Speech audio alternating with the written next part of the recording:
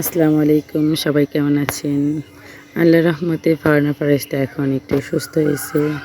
এই জন্য সুস্থ আছে বলেছি, কিন্তু এই স্লিপ খাইতে গিয়ে সকাল সকালে দেখি ফারিস্তার গা ভর্তি অ্যালার্জি ভরে গেছে, কারণ ধুলাবালি লাগছে। এই জন্য এই মেয়েটার তো এরকম অ্যালার্জি কোনো দিনও দেখিনি, এই ফার্স্ট দেখলাম আর কি। ফারিস্তার অ্যালার্জি দেখে ভয়ই পেয়ে গেছিলাম, এটা কি উঠলো ওর গায়ে ভর্তি। তাড়াতাড়ি করে আর কি আমাদের এখানে বাজারে ডক্টর আছে, ওখানে আর দেখাইলাম। উনি একটা ওষুধ দিল, বাড়িতে এনে ওষুধটা খাওয়া মাত্রই তার অ্যালার্জিটা কমে গেছে।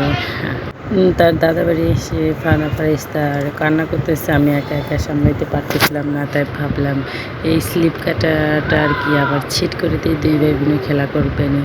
দেখেন ফারহান এক ফোঁটা যদি ভয় পায়, সে কীভাবে একা একাই স্লিপ কাটে।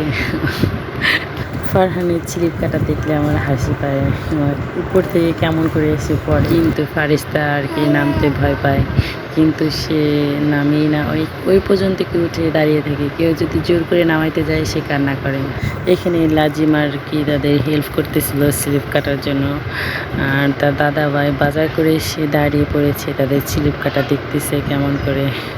আর তার দাদাভাই দেখেন কত সতর্ক, যাতে ব্যথা না পায়। তার আমি একটু অন্যরকম করে দিয়েছি, এই জন্য আমার শ্বশুরের পছন্দ হয় নাই, তাই সে তার নিজের মন মতন দিচ্ছে। আসল কথা, দাদা দাদি নানা নানি এরা একটু নাতিনদের নিয়ে একটু বেশি সতর্ক থাকে। আমার শ্বশুর ওদেরকে অনেক ভালোবাসে, আবার ওরা যাতে কোনো কিছুতে ব্যথা না পায় সেটাই আবার খেয়াল রেখে। যেমন দেখলেন এইটা, আবার দরজা জানালা সবটা দরজায় অথবা জানালায় দড়ি বেঁধে রাখছে, যাতে ওরা বন্ধ করতে গিয়ে হাতে না ব্যথা পায়। এই তো সকাল সকাল দুই ভাই উঠে স্লিপ খাচ্ছে, একজন ঘোড়ায় চড়তেছে একজন। দেখুন ফারহান ঘোড়ায় চড়ছে বলে ফারিস্তা কেমন করতেছে দাঁড়িয়ে দাঁড়িয়ে।